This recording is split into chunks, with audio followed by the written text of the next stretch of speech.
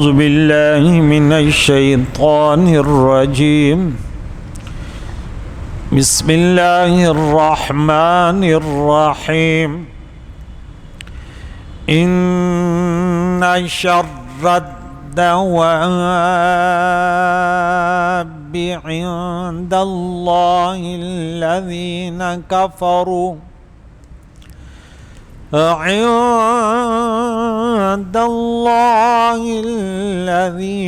كفروا فهم لا يؤمنون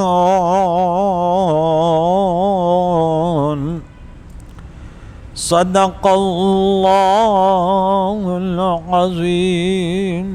حضرات محترم، سورہ انفال کا درس 54 آیت مبارکہ ہو گئی۔ آج کا درس آیت نمبر 55 سے شروع ہو رہا ہے۔ کل ہم نے پڑھا کہ اللہ تعالیٰ کسی قوم کے حالتوں کو جو نعمتیں دی ہیں وہ بدلتا نہیں ہے جب تک وہ خود نہ بدلے۔ یہاں پہ 53 نمبر آیا تو میں نے بولا سورہ رعد میں آیت نمبر 11 ہے، وہاں ہے ان اللہ لا یغیر ما بقوم حتی یغیروا ما۔ تو یہاں پہ یہ بات یاد رکھنی ہے کہ حالات جو ہیں یہ صرف کفاروں کے ساتھ خاص نہیں کہ کفاروں کے اوپر یہ عذاب آتے ہیں، کبھی مسلمانوں کے بھی حالات ان کے نااہلی کی وجہ سے بدل جاتے ہیں۔ اللہ تعالیٰ کا یہ قاعدہ ہے کہ وہ کسی قوم کو نعمت دے کر اس وقت تک اس نعمت کو عذاب سے تبدیل نہیں کرتا جب تک کہ وہ قوم خود اپنے بدعمالیوں سے اپنے آپ کو اس نعمت کا نااہل ثابت نہ کرتی۔ یہ قاعدہ جس طرح پچھلی امتوں میں اور کفار مکہ میں جاری ہوا، اسی طرح یہ قاعدہ بعد میں اقوام مسلم میں بھی جاری ہوا۔ اللہ کریم اللہ تعالیٰ نے مسلمانوں کو وسیع سلطنت کی نعمت عطا کی، لیکن جب انہوں نے خلافت کو ملکوتیت سے تبدیل کر لیا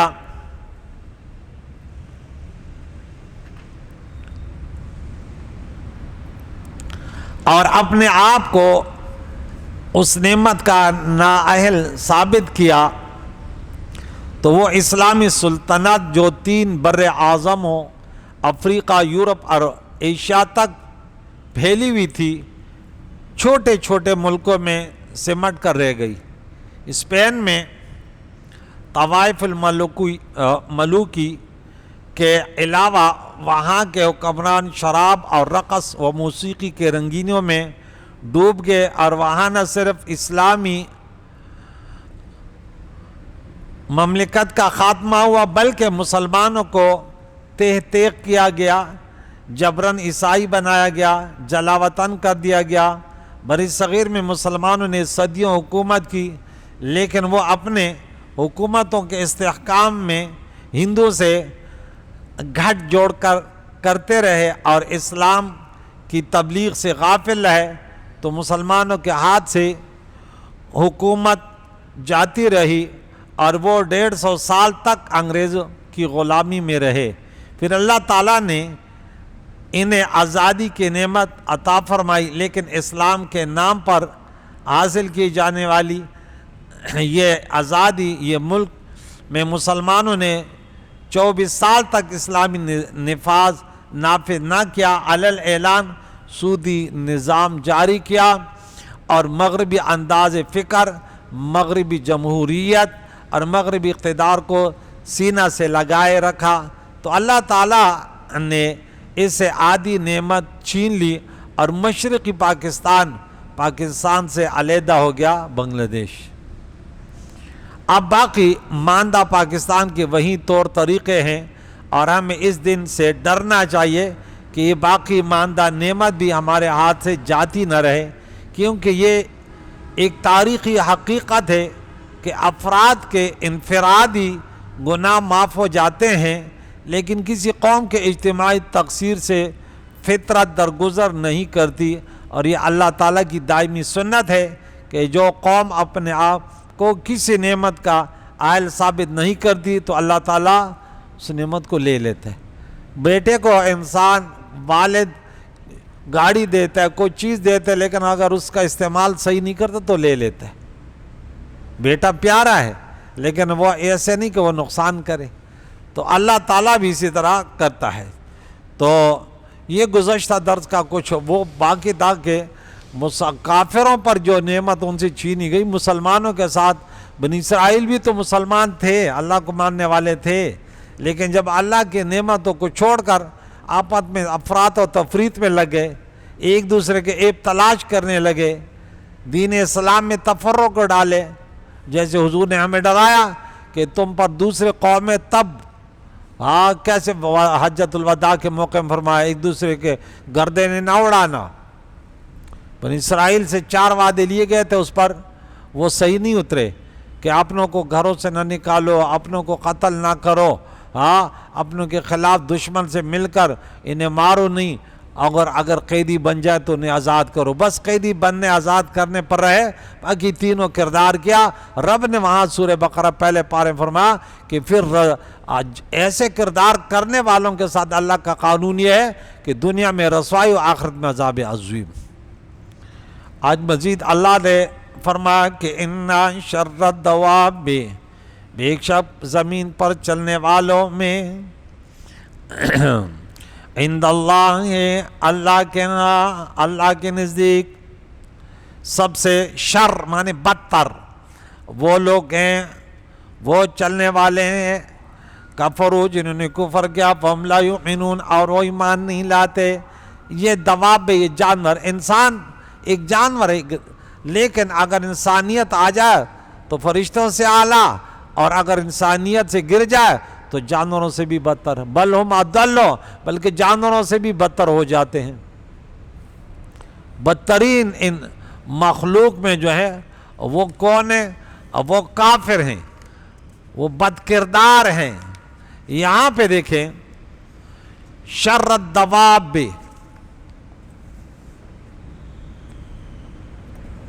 کہ سب سے شریر ترین مخلوق وہ کافر ہیں، وہ اللہ اور نبی کے نافرمان ہیں، جو ایمان نہیں لاتے، کیونکہ ان کا کردار اللہ کے اوامر کے مخالف ہوتا ہے۔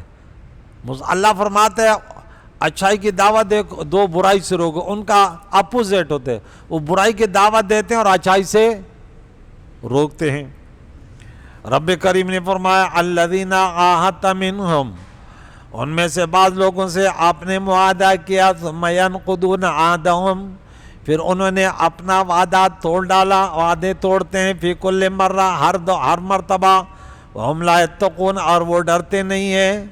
یہ بنو قریظہ اہل کتاب جو تھے، انہوں نے بار بار معاہدے توڑے حضور علیہ الصلوۃ کے خلاف، حالانکہ میثاق مدینہ تو ہوا تھا نا، لیکن بار بار مخالفت کو، پھر انجام کیا ہوا؟ وَإِمَّا تَثْقَفَنَّهُمْ، اے محبوب پس اگر آپ ان کو میدان جنگ میں پائیں، فی الحرب فشرد بہم من خلفہم، تو انہیں دھتکار دیں تاکہ جو ان کے پیچھے ہیں وہ عبرت حاصل کریں، یذکرون۔ وَإِمَّا تَخَافَنَّ مِنْ قَوْمٍ خِیَانَةً، اور اگر آپ کو جس قوم سے عہد شکنی، وعدہ خلاف، آپ ان کا خدشہ ہو کہ وعدہ توڑ ڈالیں گے، فَانبِذْ إِلَيْهِمْ عَلَىٰ سَوَاءٍ، تو ان کا ہاتھ برابر ان کے طرف پھینک دے۔ ان اللہ لا يحب الخائنین، اللہ خیانت کرنے والوں کو پسند نہیں کرتا، خیانت نہ کریں۔ یہاں دیکھیں رب کریم نے فرمایا کہ انہیں ایسے دھتکارو، ایسے سزا دو، ایسے مارو کہ آنے والی نسل ان کی یاد رکھیں۔ فشرد بہم، تشرید کا معنی کسی چیز کو مضطرب اور متفرق کر دینا، تتر بتر کر دینا، اور کسی شخص کے ساتھ ایسا کام کیا جائے جس سے دوسروں کو عبرت حاصل ہو۔ یعنی آپ جب بنو قریظہ کو میدان جنگ میں نہ پائیں، آپ کے ساتھ معاہدہ کیا کہ آئیں گے، لڑیں گے، تو ان کو اس طرح تتر بتر کر دیں جس سے دوسرے عہد شکنوں کو عبرت حاصل ہو اور وہ عہد شکنی سے باز رہیں۔ انہوں نے بار بار معاہدے کیے اور توڑتے رہے۔ کون تھے؟ بنو قریظہ۔ یہ ان کے متعلق یہ آیت مقدسہ نازل ہوئی۔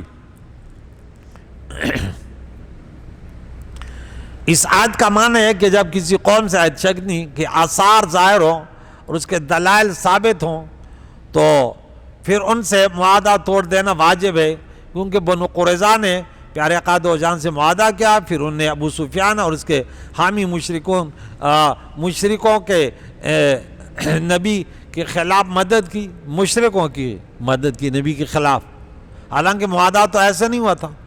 تب رسول اللہ علیہ وسلم کے قوی گمان ہوا کہ یہ آپ کے اور آپ کے اصحاب کے ساتھ بدعہدی کریں گے۔ ایسی صورت میں امام المسلمین پر واجب ہے کہ وہ ان سے کیے ہوئے عہد کو توڑ دے اور ان سے اعلان جنگ کر دے، اور جب دوسرے فریق کی جانب سے اعلانیہ عہد کی خلاف ورزی ہو، مسلمانوں سے معاہدہ ہوا، پھر انہوں نے اعلانیہ طور پہ اس معاہدے کو توڑ ڈالا اور ان کے عہد شکنی پر قطعی یقین حاصل ہو جائے، تو پھر عہد توڑنے کے اعلان کی بھی ضرورت نہیں ہے، پھر حملہ کرنا ہے۔ توڑ دیا نا، اب بولنا نہیں کہ توڑ دیا، اب بس حملہ کریں، جیسا رسول اللہ نے اہل مکہ کے ساتھ کیا، کیونکہ خزاعہ پیارے آقا دو جان کے حفاظت میں تھے اور اہل مکہ نے ان کو قتل کر دیا تھا۔ یہ حضور علیہ الصلوۃ کے ساتھ کون؟ بنو خزاعہ۔ تب رسول اللہ صلی اللہ علیہ وسلم نے معاہدہ حدیبیہ ختم کر دیا۔ حضور علیہ السلام کا لشکر جب ان کے قریب پہنچا، مکہ سے 4 فرسخ پر تھا، علامہ آلوسی نے لکھا کہ معاہدہ ختم کرنے کا اعلان اس وقت ضروری ہے جب معاہدے کی مدت ختم نہ ہوئی ہو۔ ختم ہوئی تو پھر تو ختم ہو گئی آلریڈی، پھر کیا معاہدہ ختم کرنے، پھر تو ویسے بھی ختم ہو گئی۔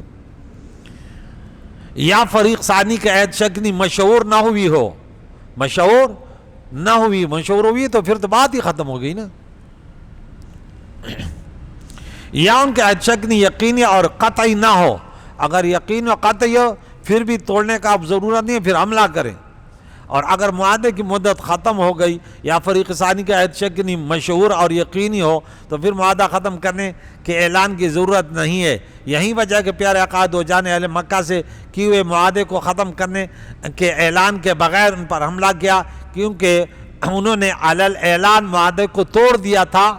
خزاعہ نبی اکرم صلی اللہ علیہ وسلم کے حلیف تھے اور انہوں نے بنو کنانہ کی مدد کرتے ہوئے خزاعہ کو قتل کر دیا، اور حضور کے پاس خبر آئی، حضور نے تیاری کی اور حملہ کر دیا۔ معاہدہ تو ہوا تھا، لیکن انہوں نے جو حضور علیہ السلام کے حلیف تھے ان کو قتل کیا۔ حضور نے پھر بولا کیا، اب یہ تو ہماری، یہ تفسیر کبیر میں لکھا، ان پر حملہ کر دیا۔ اچھا، اس کے بعد فرمایا بے شک اللہ تعالیٰ عہد شکنوں کو پسند نہیں کرتا۔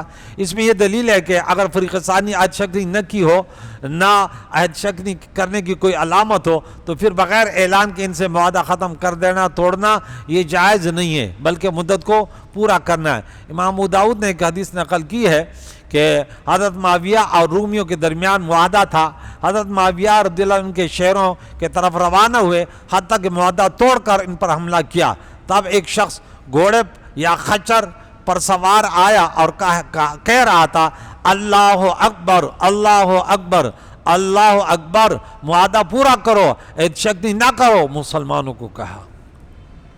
لوگوں نے دیکھا تو حضرت انبسا رضی اللہ تعالیٰ نے، حضرت معاویہ نے انہیں بلا کر دریافت کیا تو انہوں نے کہا، میں نے رسول اللہ صلی اللہ علیہ وسلم کو فرماتے ہوئے سنا ہے، یہ شخص اور کسی قوم کے درمیان کوئی عہد ہو تو نہ وہ کوئی گرہ باندھے اور نہ کوئی گرہ کھولے حتیٰ کہ معاہدے کی آخری مدت گزر جائے، یا ان کے طرف ان کا عہد برابر پھینک دے، تب جا کے لڑائی ہوگی، ورنہ ایسے نہیں ہوگی۔ حضرت امیر معاویہ رضی اللہ عنہ کو انہوں نے کہا کہ ایسے نہیں ہوگا۔ عبداللہ ابن عمر رضی اللہ عنہ بیان کرتے ہیں کہ رسول اللہ نے فرمایا، قیامت کے دن جب اللہ اولین و آخرین کو جمع کرے گا اور ہر عہد شکن کے لیے ایک جھنڈا بلند کیا جائے گا اور کہا جائے گا کہ یہ فلاں بن فلاں عہد شکنی کرنے والا ہے۔ ابو سعید الخدری بیان کرتے ہیں کہ ہر عہد شکن کے لیے قیامت کے دن اس کے عہد شکنی کے برابر نصب کیا جائے گا، جھنڈا نصب کیا جائے گا۔ اور سنو، امیر المسلمین کی عہد شکنی سب سے بڑا خطرہ ہے۔ ان احادیث میں عہد شکنی پر سخت وعید ہے، خاص طور پر مسلمانوں کی حکومت کے سربراہ اور امیر المسلمین کے لیے، کیونکہ عہد شکنی کا ضرر بکثرت مخلوق کی طرف پہنچتا ہے، نیز اس لیے بھی کہ سربراہ مملکت اپنے عہد کو پورا کرنے پر ہر طرح قادر ہوتا ہے اور اس کو عہد شکنی کی کوئی مجبوری نہیں ہوتی۔ قاضی عیاض نے کہا کہ امیر المسلمین کو خیانت اور عہد شکنی سے یہ ہے کہ وہ اپنے رعیت سے کیے ہوئے وعدوں اور کفار سے کیے ہوئے عہد کو پورا نہ کرے، یہ بھی عہد شکنی ہے۔ اپنے رعایت سے کہ میں وزیر اعظم بنوں، میں فلاں بنوں گا تو یہ تمہاری خدمات ہیں، پھر ان کو پورا نہ کرے اور ان کی خلاف ورزی کرے، یا وہ اس امانت میں خیانت کرے جو مسلمانوں نے اس کو سربراہی سونپ کر اس کے پاس رکھی ہے، وہ اپنے فرائض منصبی ادا نہ کرے۔ وہ اماموں تک ہے، وہ گھر کے بڑے تک ہے۔ امام مسجد کو تو یہ نہیں کہنا وہ بریانی اور حلوے کے چکر میں رہے، اپنے جیب پر نظر رکھے، وہ کڑوی بات کرے، جو برائی معاشرے میں دیکھے کڑک منبر رسول پر قرآن و حدیث کے روشنی میں بیان کرے۔ کوئی ڈرے، کوئی شور میں چاہے، کوئی مارے، اس کی پرواہ نہ کرے کہ لوگ کیا کہیں گے، بھائی اس پر نظر رکھے کہ اللہ کی رضا کس پر ہے، میرے نبی کا طریقہ کیا ہے۔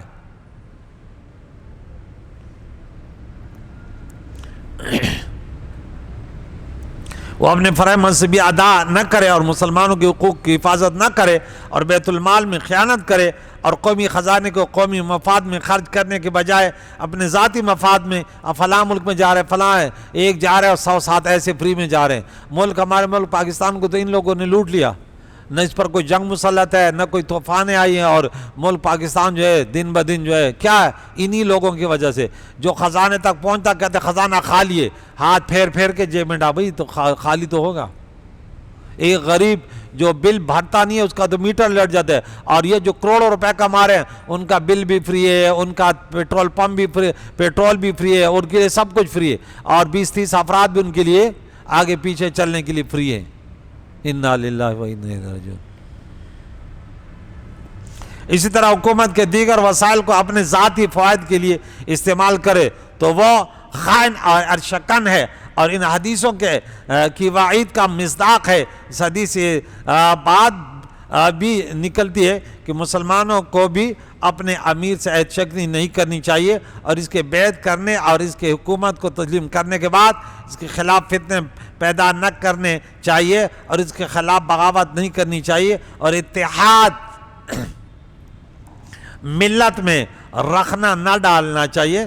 تو علماء نے اس پر بہت زور دیا ہے کہ مخالفت پیدا نہ کرو، عہد شکنیاں نہ کرو، متحد رہو۔ بھلے اگر وہ حکمران، مشکات شریف میں کافی تفصیل سے گفتگو ہے کہ اگر وہ غلطی کر رہے ہیں تو ان کے وہ گلے پڑے گا نا، یہ تو نہیں کہ مسلمان آپس میں لڑ جائے اور ملک میں بغاوت ہے اور یہ چیزیں وہ چیزیں ہوں، تو اس سے بڑا نقصان پہنچتا ہے مسلمانوں کو۔ تو خصوصاً علماء کو بھی بہت یعنی حکمت عملی سے کام لینا چاہیے۔ اگر اختلافات ہیں تو ان کو عوام کے سامنے برسر ممبر اور محراب جو ہے اس کو نہ دہرائیں، بلکہ علماء کے ساتھ بیٹھیں کہ یہ کیا ہے اور یہ کیا ہے، کہ آپ یہ معنی لے رہے ہیں، عوام کو دھوکہ دے رہے ہیں، لیکن ان کو بیٹھائے۔ اتنا پاور تو علماء کے پاس ہے نہ بیٹھیں۔ تو بعض علماء تو اتنے ڈرپوک ہوتے ہیں، کہتے ہیں اگر ان کے ساتھ بیٹھوں گا تو عوام فتویٰ لگے، آپ ان کے ساتھ بیٹھے کیوں ہیں، تو اس سے بھی خوفزدہ ہوتے ہیں۔ تو ایسے ہوں کہ وہ آمنے سامنے بیٹھیں اور کہیں کہ دیکھیں حضور والا یہ بات ہے۔ صرف ممبر و محراب میں بیٹھ کر وہ نہیں ہے یہ یہاں لگا رہے وہ یہاں لگا رہے، اور عوام اپنے شراب اور کبابوں میں مست ہو، اور پھر حلہ کو خان کی طرح باطل قوموں کو موقع ملے کہ چلو ہاں، کیونکہ خوف اور خطرہ تو علماء سے ہے۔ اگر یہ متحد ہو، عوام تو ان کے پیچھے چلتی ہے کہ ہم نے اسرائیل کو شکست دینی ہے، ہاں ہم نے متحد ہونا ہے، تو ہمارا کوئی کچھ نہیں بگاڑ سکتا۔ ہمارے یہاں تک کہ علماء کو بس وہ کہتے یار ان کے گھریلو معاملات ہیں، عوام اس طرح توجہ تھوڑی دیتی، کریم مولا سے دعائے قرآن مجید فرقان حمید کے تعلیمات سے اللہ بہرمان فرمائے، مسلمانوں کو اللہ اتحاد اتفاق نصیب فرمائے، اسرائیل کے خلاف کوئی بھی اسلام دشمن ہے، جس ملک سے ان کا تعلق ہے، اللہ تعالی ہم سب ان کے خلاف سیسا پلائی ہوئی دیوار کی طرح ثابت کرنے کی توفیق عطا فرمائے۔ صلی اللہ تعالی محمد و صحبہ اجمعین برحمتک۔